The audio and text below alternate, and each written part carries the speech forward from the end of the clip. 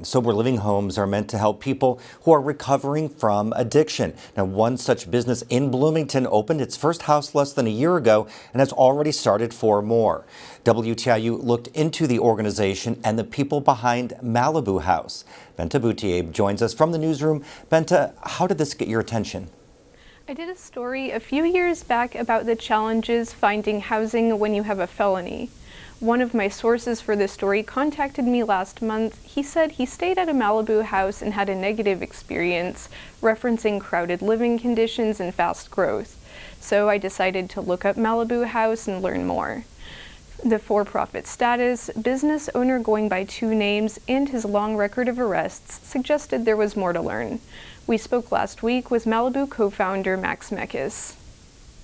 Last spring, Max Meckes opened his first sober living house in Bloomington, less than 3 years after his last drug-related arrest. You won't find the name Max Meckes on many of his arrest or court records, though. His legal name is Kyle Shepard. Meckes says Max is a longtime nickname.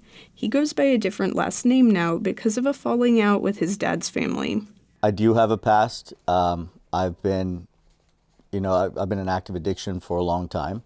And my past is what uniquely qualifies me to be so relevant in this field.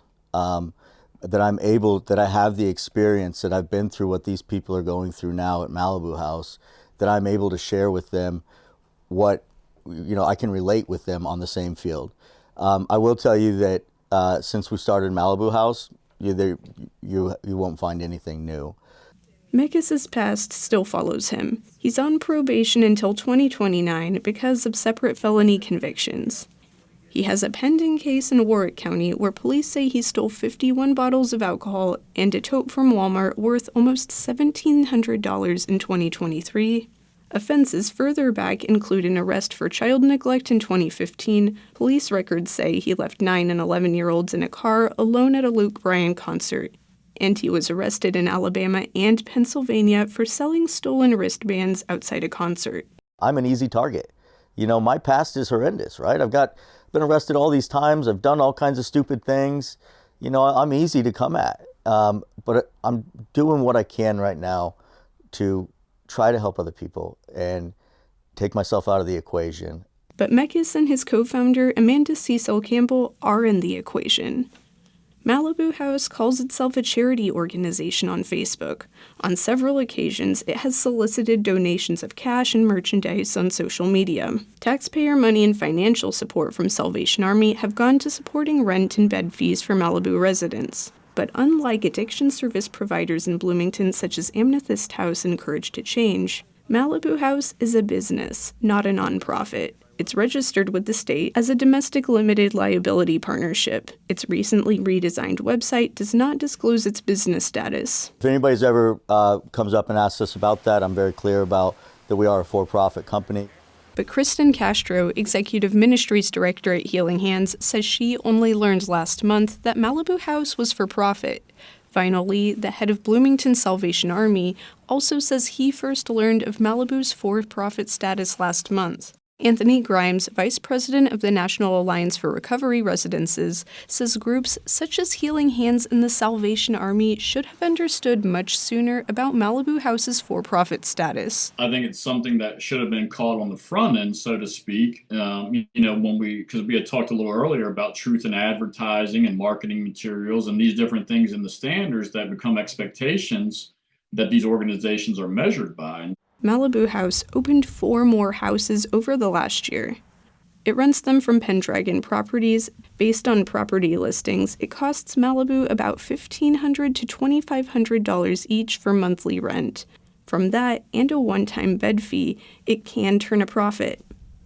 Meckes says his company's rapid growth is because he's addressing a community need. I've put a lot of thought into this, and it's clear that this is God's favor. Eric Wolf used to live in one of the Malibu House homes. He says overcrowding was a problem, with as many as 6 people in one bedroom and a bathroom that didn't work. Just too many people in one place. And you're dealing with people who have mental problems and addiction problems, and you just shove them in a house with as many as it'll take. The National Alliance for Recovery Residences says there should be at least 50 square feet per person in a bedroom. Meckes didn't respond to follow-up questions on overcrowding. He points to numerous successes involving recovering people with substance use issues. Grimes says certification and accountability are key to a successful sober living environment. Meckes does not have any formal training in addiction recovery, and Malibu House is not state certified. In Indiana, a facility doesn't need state certification unless it wants to be eligible for state support. One of the things that we're able to do through professionalizing our space, is to really hold operators accountable to meeting the standards. Wolf says Malibu House residents did uncompensated manual labor for the company, such as moving items into houses. Although Malibu House is for profit, Meckes says donations from nonprofits and manual labor from his residents are just part of the community. This is how society should be, right? If we all help each other, if we're out there for the right reasons, like, this world could be such a better place. And that's what we're trying to do. Thanks for your reporting on this, Bento. So what are your big takeaways from this story? We've gathered that sober living is a relatively unregulated industry in Indiana. If you decide not to seek state support for your business, state inspections are performed if you apply for certification. But whether a facility is certified or not, you can file grievances on the FSSA website. Okay, thanks, Bento.